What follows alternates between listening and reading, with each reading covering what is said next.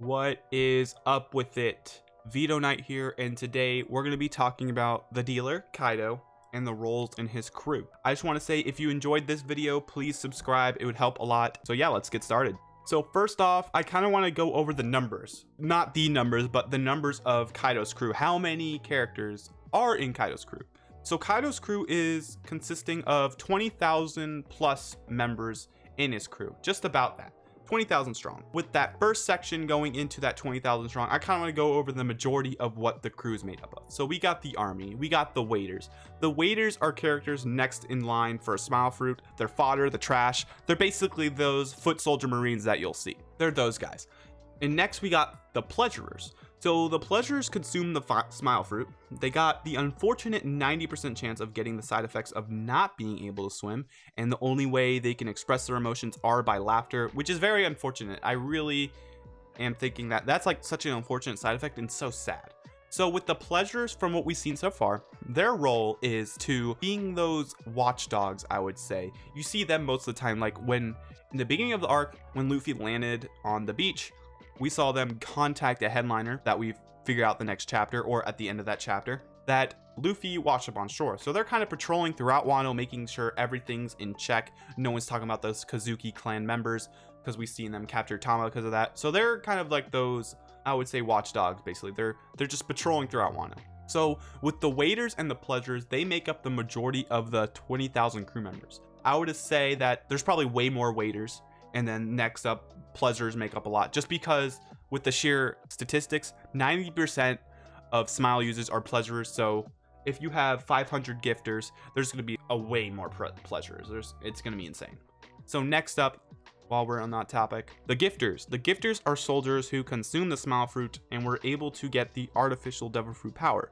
10% of smile users are able to have this power. So like I said before, the other 90% are those pleasures. They are only able to express their emotions by laughter. So with the gifters, they kind of get that power, but those animals that they kind of get from the artificial devil fruit power kind of have a mind of their own, really. They're normally not as fond of their owner. And from what we've seen of the gifters, there's a few that are named here. So I'm going to show a picture right here, but I'm going to name off a few. I don't want to name them all just because there's really no point. But disclaimer, in this picture, but the trio of the grip, they're filler, so don't worry about that on the bottom. But what we've seen recently is an Udon, Alpaca Man, and then what we've seen kind of in the beginning-ish of the arc is Batman, Gazelle Man, we've seen Mouse Man, we've seen Snake Man. We've seen a lot of these different mans, like they're always named after the animal that they have consumed from their smile fruit. So yeah, that's kind of the only unique thing for them. They're just like the main forces of the waiters, pleasures. They're like the elite soldiers that kind of get that. They're not really based on the main way the Kaido's crew is kind of handled, I would say. They're just that army. They're not really thought of that much. But when we get into the headliners, it's kind of relevant to what their names are, because all of their names represent card games. Besides Hawkins, of course, because he kind of joined in pretty late and had his own devil fruit and all that stuff. I'm going to show you right here. These are all the headliners that we have seen in the story. So we have Sheepshead, Ginrami, Hawkins, Hold'em, Speed, Dobon, Babanuki, and the rest you can read on yourself. So with Speed and Hold'em, they're card game names. Obviously Solitaire, we got all those guys. Then there's other nameless headliners that we've seen in the manga, but haven't seen their names yet. So yeah, headliners are pretty irrelevant. They are the leaders of the gifters, the pleasures, the waiters.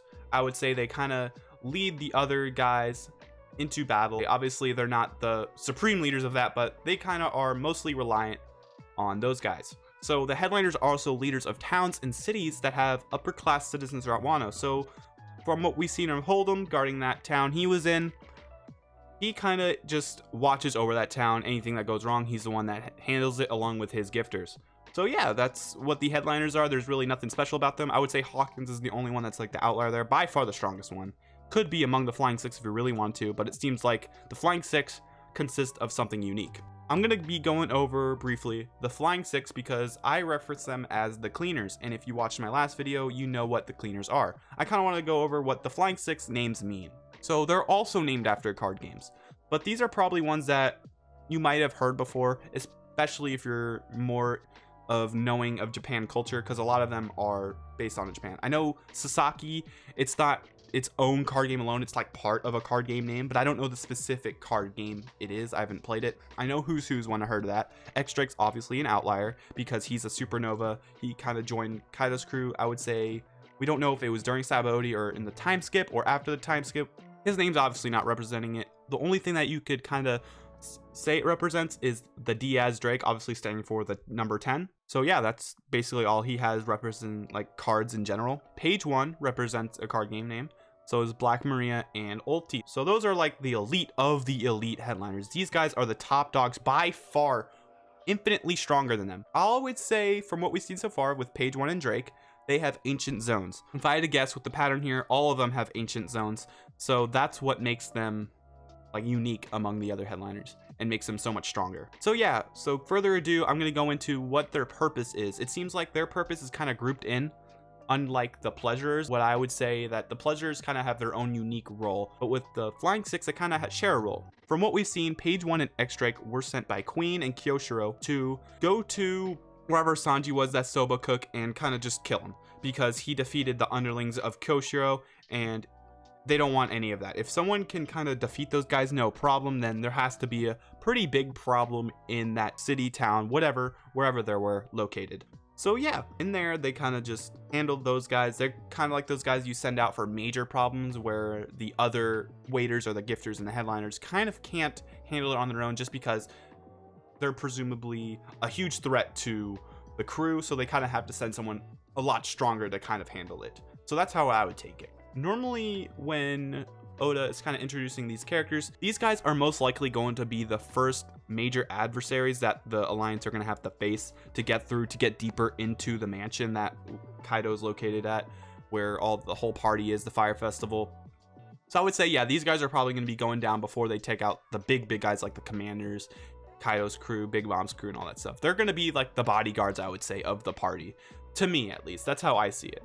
So yeah, I'm going to move on to what I think is the main forces. Like, these are the guys that you'll send in if, let's say, two Yonko crews are fighting. You got Katakuri and Cracker just waltzing in, ready to fight. You're not going to send Flying Six. They probably they'll have a tough time fighting those guys. You want to send someone with overwhelming power that you think will guarantee the win. So yeah, you're going to send in that Jack. You're going to send that Queen. You're going to send that King. And maybe the mysterious Ace, because I don't think Kaido's the Ace. I think Ace is also part of the crew and is the true right-hand man that we haven't seen yet.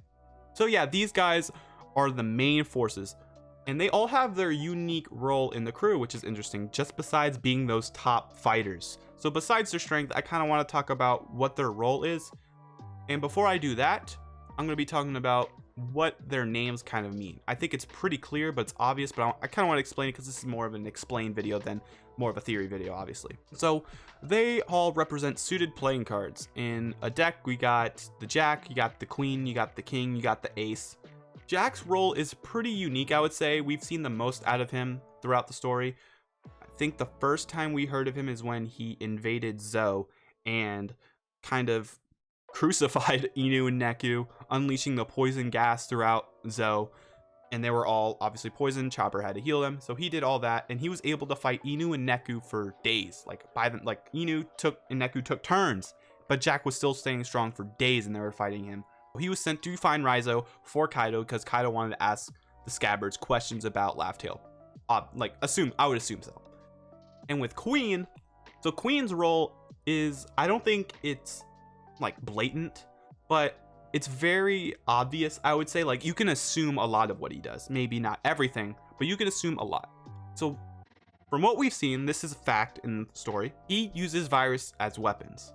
So he has those plague bullets that we've seen in Udon, he uses those a lot, and he has multiple other virus that he kind of made to use as weapons, like besides those plague bullets. I'm assuming he has a lot more stuff that is even more potent than that. But what we've also seen is him working on a mechanical arm of some sort when he was introduced. He's also someone that kind of is that mad scientist type, I would say. He works on he's like the mechanic guy. He can work on virus and kind of add that up. He's like that sciencey type of guy. So could that mean he's also a doctor on the crew? because if he's able to make these virus and all these crazy things, like doing lethal damage to the body, you would assume that he has like all these antidotes, he has these cures, whatever you want to call it. Kind of gives him that role, I would say. Queen is like the virus guy. He just uses his evil medical knowledge like that, and then he also can heal that stuff, so that's pretty cool. So with King, we only know 2 things about him. I guess you could say 3 that could consider his role. He's the swordsman of the crew. We haven't really seen that. Besides Jack's weapons, I wouldn't really consider those like straight up swords, but they're a type of like weapon, you know. He's a swordsman, he's straight up swordsman, but he also can fight in the air, which makes him unique. He is a torturer. He like torturing people, and judging by his appearance, you can it's kind of hinted, or it's just a coincidence that he looks like those impel down guards that torture a lot of the prisoners. We've also seen Kaido and all of them kind of know or get notified that Big Mom is riding up the waterfall. King is kind of like that lookout of the crew, where he's that supreme watchdog throughout all of Wano. So if there's any problem that no one else can really get to, or needs like immediate assistance right away, and it's like a major issue, then King's gonna be that guy to like just dive in and handle it with ease. I would say that King is the lookout, but that's not a bad thing. Like the lookout for him is just because he can fly, so he can travel at like crazy speeds, just get there really easily and just handle anything he really wants. Like we've seen with Big Mom, he knocked down the ship with Big Mom on it. That's impressive. And they were able to like get down the waterfall. Obviously Big Mom washed up the shore, and you know how the rest of that goes. So with King, yeah, I would say he's the lookout, and he's that guy that could, maybe you like Jack would have brought Raizo to King, because he's that guy that tortures people to get information. Obviously that's normally what torture is really about, but he also really likes doing it, so I think he's more of a sadist as well. And last but not least, for the commanders, we got Ace. I don't know, we obviously haven't seen him yet, so we can't assume what his role could be. I think since Kaido doesn't seem like that strategist type, so I would say Ace is kind of like that. He's that strategist, and I would go far as to say he's the guy that Joker Doflamingo reports to for the Beast Pirates, because you can't just straight up, I feel like, just straight up go to Kaido whenever you have like these smile guys. I feel like Kaido has someone that is under him to kind of head that department of his crew. So Ace is probably connected to that underground world in some way. I don't think he is that underground broker we've seen looking over the tests that Caesar did in Punk Hazard like all those chapters ago. I think it was 675 and 692. So with that being said, I feel like he's definitely that strategist, that type of character. There's really not much I can really add, but I think there is definitely an Ace of the crew. And before I get into Kaido, I kind of want to briefly talk about the numbers. So with the numbers, the only thing we kind of got hinted at is that they're huge characters. They're giants, I would assume. Doesn't look like normal giants. Maybe they're ancient giants or like demon giants. I don't know what they could be. But their laughs kind of correspond with the number they are. I didn't think the numbers would literally be name numbers, because it wasn't clear if they were directly under Kaido or they were just in part of the alliance. Maybe they were like allied with Kaido, allied crew like the Drake Pirates or the On Air Pirates and the Hawkins crew, people like that. I feel like I didn't think they would be actually part of the crew, but I think they are now, just because of the card theme, the card game theme that we have been getting into this game, like into the crew basically. So yeah, that's what I think about them. So their numbers kind of correspond with that. I don't know what they could be. The only thing I can think of is that they're just out of control. They can do really whatever they want. So if they want to fight in the front lines, they'll fight in the front lines. If they want to help with, like, maybe they just help like wherever needs help. Like let's say the Flying Six is lagging behind in their fights, like against the Straw Hats. Let's say they fight those guys. Maybe you send a number or two over there to help with them if they're losing their fight, or they just go whatever they want like Kaido does. So before I end the video, we're going to be talking about Kaido briefly. I'm not going to give it too much because we don't know a lot about what Kaido specifically does besides being the overall ruler, the quote-unquote god of Wano.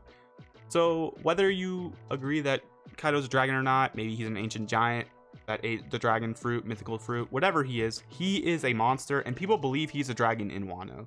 To me, represents the dealer. He's not even part of the game. I feel like he's far beyond the other characters in his crew, that they don't even compare to his strength, compare to really anything that he can do, to me at least.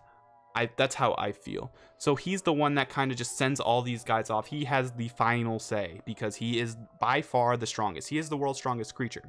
So with Kaido, I don't think he's like not really handling all the nitty-gritty stuff. Maybe I feel like he has a part of literally everything. He's not an expert on every single section of the crew on how to handle an army or how to handle the medical, like whatever Queen does, whatever, being the lookout for King. He's the guy that kind of gives that executive order. Like, let's say Queen kind of comes up with some antidote or virus, like whatever, something new scientific invention. Kaido is going to be the guy, be like, would this be a good idea? How would it be used? He'll be asking him questions like what it can do.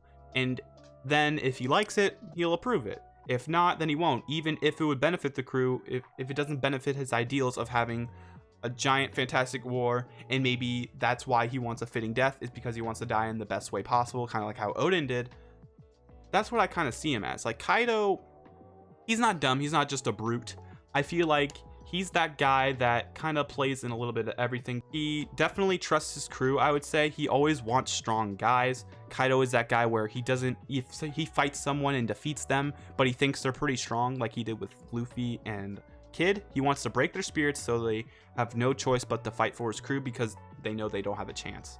So that's what I think of it. Kaido, throughout the flashback, he kind of changed his mind on a lot of things. I would say Oden was a huge influence on that, for him to being a lot stronger than he was before, because I would say they're either even in strength. I would say Oden and Kaido were, or Kaido was slightly above him. I can't see Oden being like, he was ridiculously strong. I don't know what tier I would put him in if I ranked him, but he was ridiculous. So yeah, if I missed anything throughout the video, please let me know. I'll be really appreciative if you do that. Just discuss what you think of that I discussed. Any recommendations or anything that I have missed, I will honestly talk to you guys in the comments below. I'm very interactive when it comes to comments. I read almost every single comment and I respond to, I would say, half of them.